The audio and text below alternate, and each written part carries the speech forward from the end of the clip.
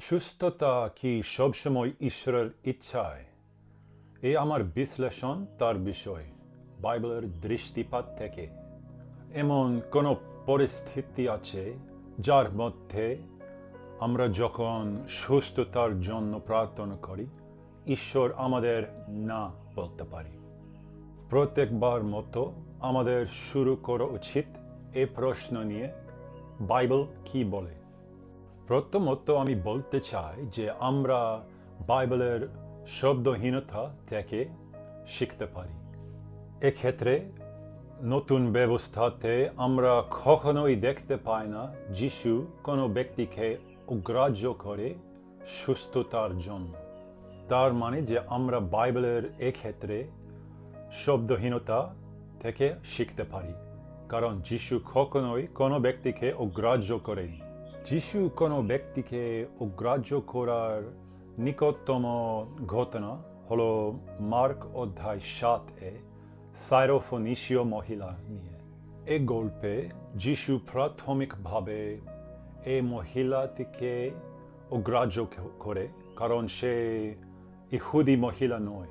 যিশুর দেওয়া কারণ হলো যে তিনি ইহুদিদের কাছে প্রেরণ করেছিলেন, অজিহুদিদের নয়। কিন্তু তা সত্ত্বেও তিনি তাকেই সুস্থ করেছিলেন। তাই প্রথমত আমরা বলতে পারি যে যিশু কখনোই কোনো ব্যক্তিকে অগ্রাহ্য করেছিল না সুস্থতার বিষয়। তাই বাইবেল কি বলে সুস্থতা বিষয়ে নতুন ব্যবস্থাতে, আমি এখন 3 পদ পাঠ করব। ইয়াকুব অধ্যায় 5-14 পদ। কেউ কি অসুস্থ? সে জামাতের প্রধান নেতাদের ডাকুক।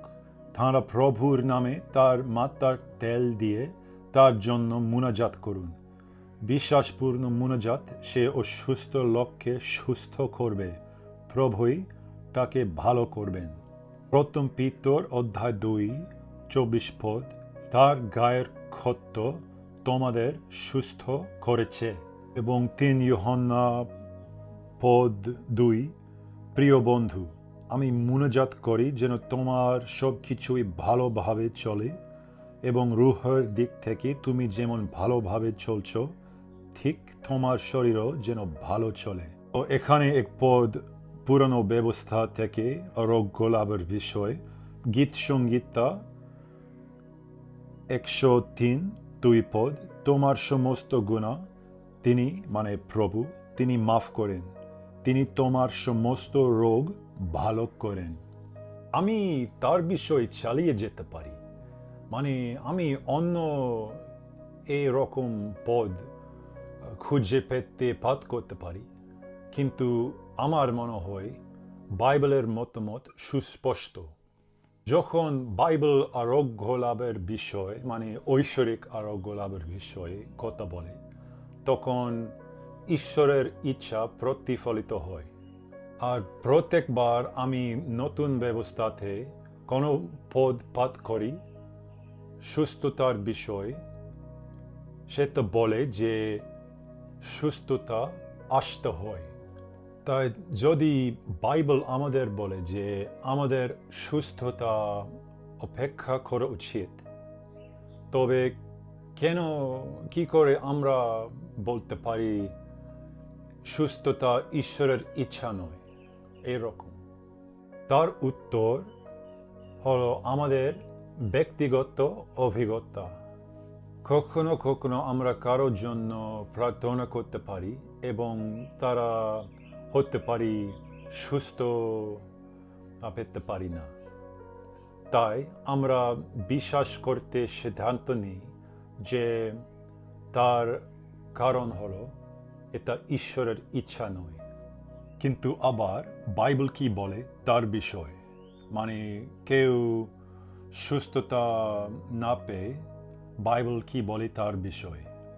বাইবেল শুধু একবার তার বিষয় কথা বলে, এবং তাতে মথি অধ্যায় 17-14-20 পর্যন্ত। এটা বড় বচন, তাই আমি এখন পাঠ করব না, কিন্তু যদি তোমার কোনো আগ্রহী থাকে তবে তুমি অবশ্যই এটা পাঠ করবে।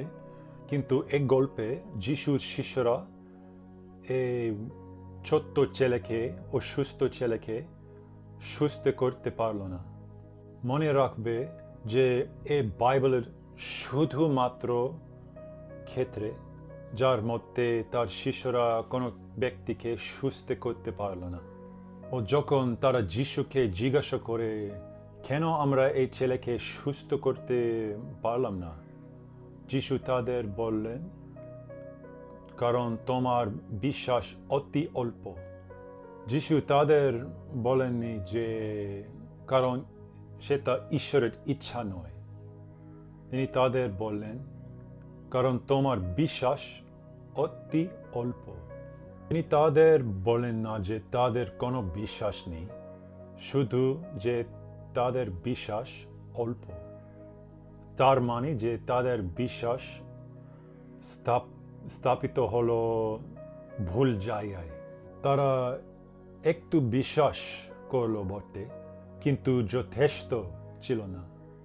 তাই এই যে বাইবেলের একমাত্র উদাহরণ, যিশুর শিষ্যরা কোনো অসুস্থ ব্যক্তিকে সুস্থ করতে পারি না।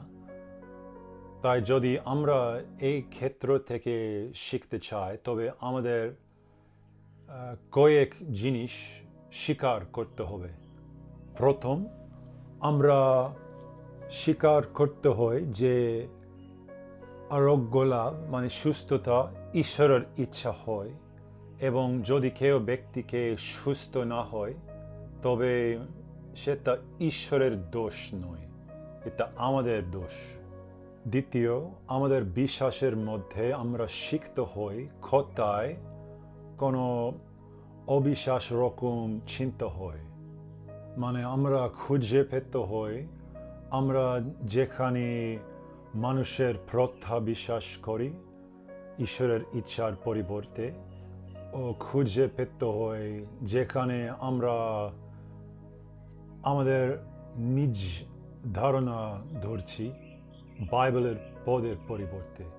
যদি আমরা এই রকম কাজ করি তবে আমাদের বিশ্বাস ঠিকভাবে স্থাপিত হবে, মানে আমাদের বিশ্বাসের বীজ ভালো মাটিতে বোনা হবে।